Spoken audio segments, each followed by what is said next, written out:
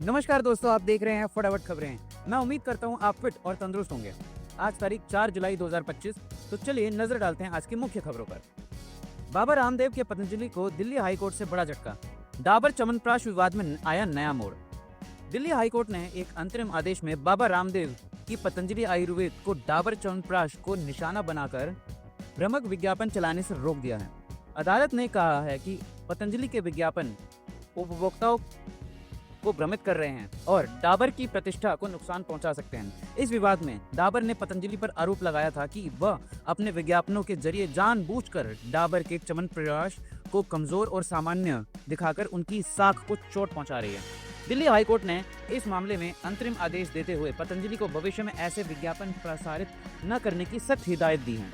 आम आदमी पार्टी ने लिया बड़ा ऐलान, बिना गठबंधन के बिहार विधानसभा चुनाव लड़ेगी। आम आदमी पार्टी ने बिहार की राजनीति में बड़ा कदम उठाते हुए घोषणा की है कि वह आगामी विधानसभा चुनाव में अकेले ही मैदान पर उतरेगी। पार्टी ने साफ कर दिया है कि वह किसी भी पार्टी के साथ गठबंधन नहीं करेगी। आम आदमी पार्टी के नेताओं का कहना है कि बिहार की जनता बदलाव चाहती है और आम आदमी पार्टी उसे नया विकल्प देने जा रही है। पार्टी सभी विधानसभा सीटों पर अपने उम्मीदवार उतारेगी और जनता से सीधे संवाद कर विकास की नई योजना लेकर सामने आएगी। मेरठ से अब काशी पहुंचना होगा और आसान, अयोध्या भी दूर नहीं। 27 अगस्त से शुरू होगी वंदे भारत एक्सप्रेस। उत्तर प्रदेश के मेरठ से वाराणसी के लिए सीधी ट्रेन सेवा की शुरुआत होने वाली है। दोनों शहरों के बीच वाया अयोध्या वंदे भारत ट्रेन की कनेक्टिविटी मिलने जा रही है। मेरठ के लोगों के लिए यह एक और बड़ी सौगात मानी जा रही है। मेरठ से दिल्ली तक RRTS और मेरठ मेट्रो के बाद अब यह ट्रेन सेवा लोगों की सुविधाओं को और बढ़ाएगी। दरअसल मेरठ लखनऊ वंदे भारत एक्सप्रेस का विस्तार अब अयोध्या धाम होते हुए वाराणसी कैंट तक कर दिया गया है। सोने के दाम में हुआ बड़ा फेरबदल, गोल्ड की कीमत में आ गया बड़ा बदलाव। सोने चांदी की कीमतों में लगातार तीसरे दिन बढ़ोतरी दर्ज की गई है। गुरुवार को दिल्ली के सर्राफा बाजार में 99.9% शुद्धता वाले सोने की कीमत 450 रुपए चढ़कर 99,620 रुपए प्रति 10 ग्राम पर पहुंच गई। इससे पहले बुधवार को सोने की कीमत 500 रुपए बढ़कर 99,170 रुपए प्रति 10 ग्राम हुई थी, जबकि मंगलवार को इसमें 1200 रुपए की बड़ी तेजी देखी गई थी और यह 98,670 रुपए प्रति 10 ग्राम पर पहुंच गया था। जस्टिस यशवंत वर्मा के खिलाफ कार्रवाई के लिए सरकार सक्रिय, मॉनसून सत्र में पेश हो सकता है प्रस्ताव। इलाहाबाद हाई कोर्ट के जज यशवंत वर्मा को पद से हटाने की प्रक्रिया जल्द शुरू हो सकती है। केंद्रीय कानून मंत्री किरण रिजिजू ने गुरुवार को बताया कि प्रमुख विपक्षी दलों ने इस प्रस्ताव का समर्थन कर दिया है और अब सांसदों के हस्ताक्षर जुटाने की प्रक्रिया शुरू की जाएगी। रिजिजू ने कहा कि फिलहाल यह तय नहीं हुआ कि यह प्रस्ताव लोकसभा में पेश किया जाएगा या राज्यसभा में। लोकसभा में प्रस्ताव लाने के लिए कम से कम 100 सांसदों के हस्ताक्षर जरूरी है, जबकि राज्यसभा में 50 सांसदों का समर्थन काफी है। प्रस्ताव मानसून सत्र के दौरान पेश किया जा सकता है। सुप्रीम कोर्ट के जज ने 30 दिन में कमाए 1 करोड़ 4 लाख रुपए। 200 बैंक खाते खुलवाकर पुलिस हुई दंग। यूपी पुलिस ने बुधवार को 7 आरोपियों को गिरफ्तार किया, जिन्होंने खुद ED और CBI अधिकारी और फिर सुप्रीम कोर्ट के जज बताकर हर दिन परिवार को डिजिटल अरेस्ट कर दिया। इसके बाद एक नकली ऑनलाइन कोर्ट में झांसा देकर करीब 1 करोड़ 4 लाख रुपए की ठगी की गई। हैरान कर देने वाली बात यह है कि उसके पास से 200 बैंक अकाउंट थे, जबकि पुलिस ने जांच की तो बैलेंस देखकर हर कोई दंग रह गया।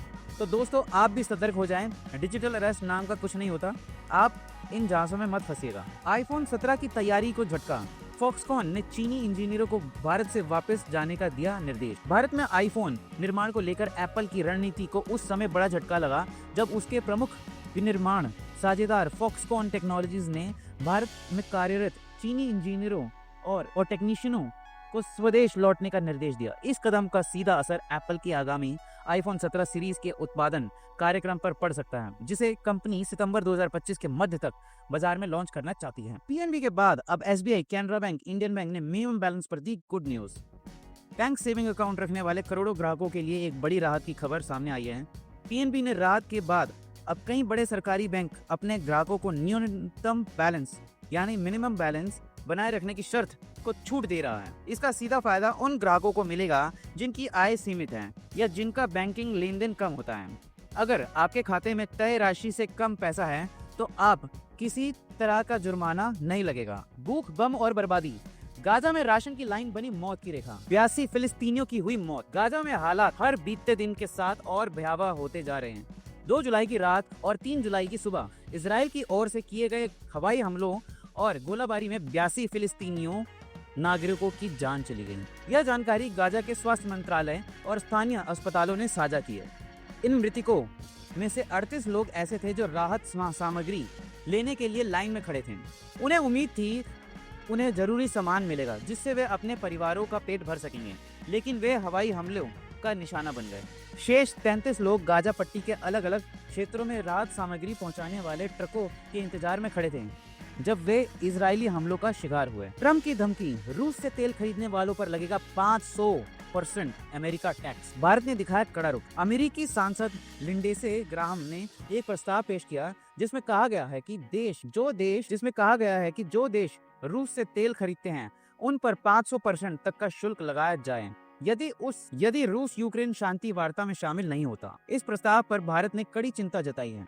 विदेश मंत्री एस जयशंकर ने वॉशिंगटन में कहा कि भारत ने अपनी ऊर्जा सुरक्षा और हितों से अमेरिका को अवगत करा दिया है। जयशंकर ने स्पष्ट किया, हमें लगता है कि हमारे हित और हमारी ऊर्जा जरूरतों को अमेरिका को समझा दिया गया है। हमारे अधिकारी और दूतावास लगातार संपर्क में हैं। उन्होंने यह भी कहा है कि अमेरिकी संसद में जो भी प्रस्ताव आता है अगर उसका भारत के हितों पर असर होता है या हो सकता है तो भारत उसे गंभीरता से लेगा। ऐसे ही मुख्य खबरों के लिए हमारे चैनल को सब्सक्राइब करें, वीडियो को लाइक करें और अपने दोस्तों में शेयर करें। नमस्कार।